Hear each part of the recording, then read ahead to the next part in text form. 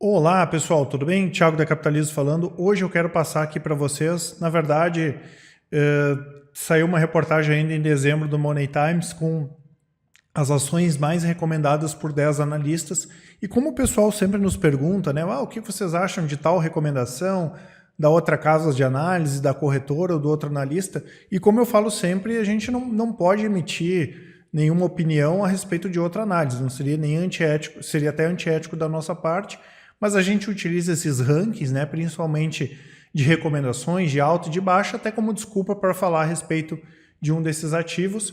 Nesse caso aqui, a ação mais recomendada para 2020 por esses analistas foi a Renner, depois B3, Banco do Brasil, Petrobras. Eu vou deixar aqui a reportagem para vocês darem uma olhadinha e hoje a gente vai falar um pouco a respeito da Renner, né? A Renner é um ativo que eu já comentei algumas vezes, né? Pedi para o nosso setor de análise passar algumas informações, é um ativo que eu tenho na minha carteira e como eu mostrei ali, foi o ativo mais recomendado para 2020. Então, para quem não conhece, acredito que a maior parte das pessoas conheça a Renner. Ela foi fundada em 1965, hoje é a maior varejista de moda no Brasil. Ela foi a primeira empresa brasileira com 100% das ações em bolsa, o que a gente chama corporation, foi a primeira brasileira, então é uma empresa que tem alto grau de governança. Eu sempre comento, né, para quem quer aprender mais sobre análise fundamentalista e que é um site que é bem amigável, que tem muita informação de RI, para mim o melhor deles é o da Renner. É uma empresa que tem capital aberto desde 1967. As principais marcas que a gente vai ver daqui um pouquinho, Renner, Camicado, Yukon, Ashua e Realize. E é uma empresa que tem uma cultura organizacional muito forte e é um negócio bastante resiliente, mesmo sendo um setor complexo, que é o setor varejista, né?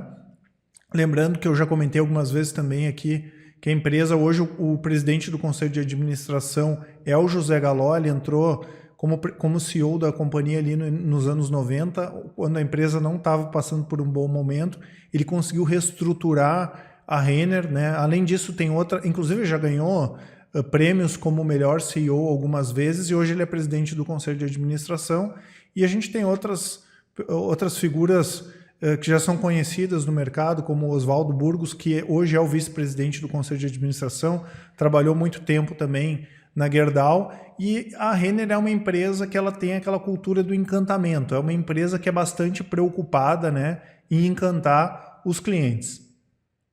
Aqui a gente tem o histórico da companhia.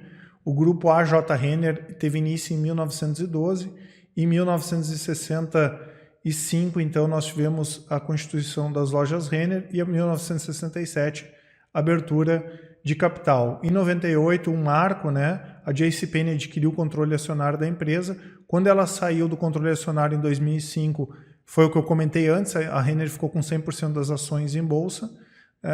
Em 2011, nós tivemos a aquisição da Camicado e chegamos até aqui com a empresa crescendo bastante e também diversificando os seus negócios. Além de atuar em todo o mercado brasileiro, a Renner fechou com 7 lojas, tem 7 lojas no Uruguai e esse ano já inaugurou 4 lojas na Argentina, atuando aí em todo o Brasil.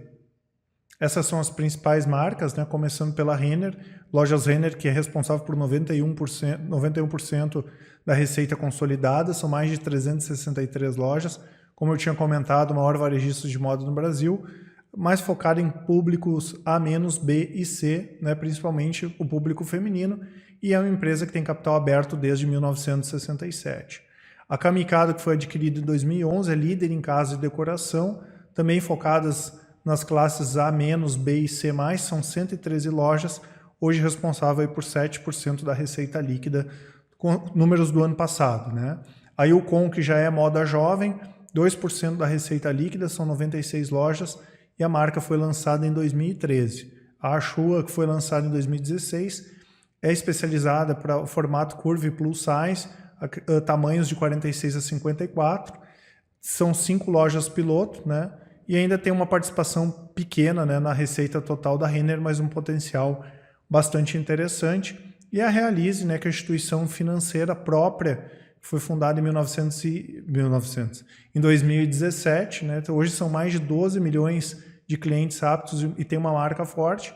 Tem o cartão Renner, cartão co-branded e também seguros e assistência, um portfólio de 2,8 bilhões. A gente vê várias empresas de varejo também têm a sua própria instituição financeira, né? Aqui a gente vê como a Renner ainda tem bastante espaço para crescer. A gente pega a participação total da Renner no mercado brasileiro, 4,7%. Pega alguns casos aqui, como a ATN na Suécia, 12,12% do mercado. A Inditex na Espanha, 18%. Fast Retailing no Japão, 10%. Então a Renner é a líder de mercado, mas tem uma participação ainda muito pequena. E claro, comparando com outros países, né, o mercado de vestuário no Brasil ainda tem uma demanda reprimida muito forte e tem um potencial bem interessante aí de crescimento.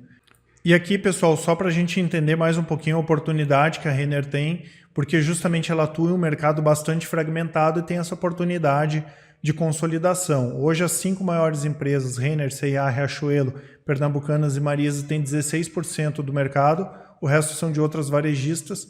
E é um mercado que tem, além de trabalhar com informalidade, tem muita empresa pequena. Se a gente pegar de 2014 a 2017, 20% das lojas existentes no mercado fecharam. Então não é qualquer empresa que consegue sobreviver nesse mercado de vestuário.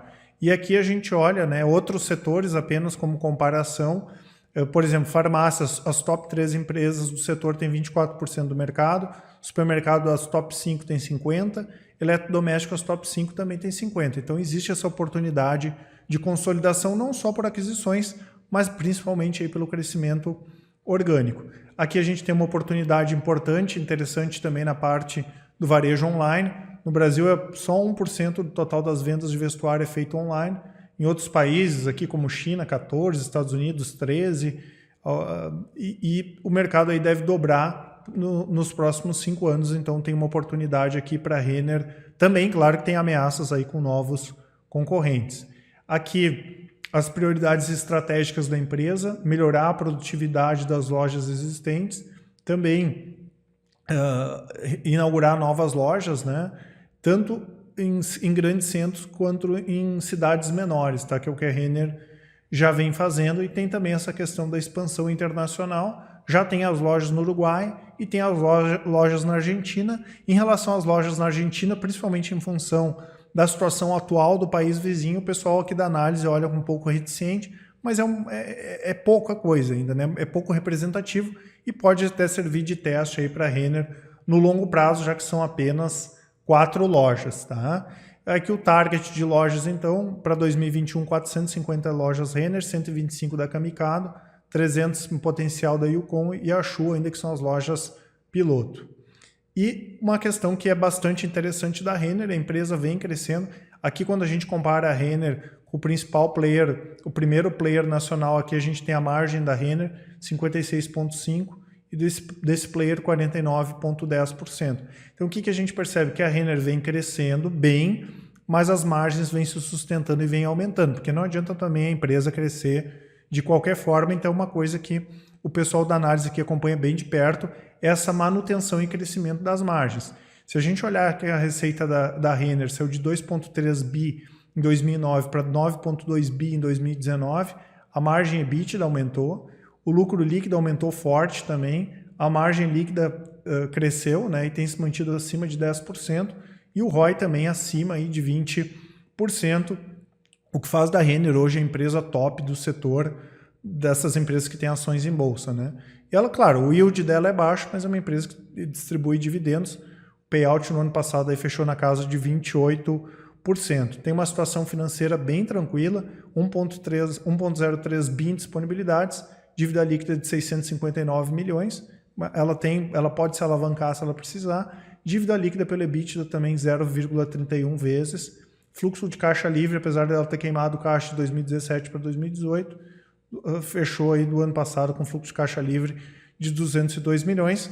E claro, né, uma empresa que já está bem precificada para ser empresa premium aí do setor, PL de 43 vezes e meio e PVPA de 10,4 vezes. Tá? Hoje a gente tem alternativas que são mais baratas na bolsa do setor, né, de vestuários, como Henning, como a Riachuelo, né, que é a Guararapes, mas em termos de qualidade, né, a Renner é disparada a melhor empresa do setor.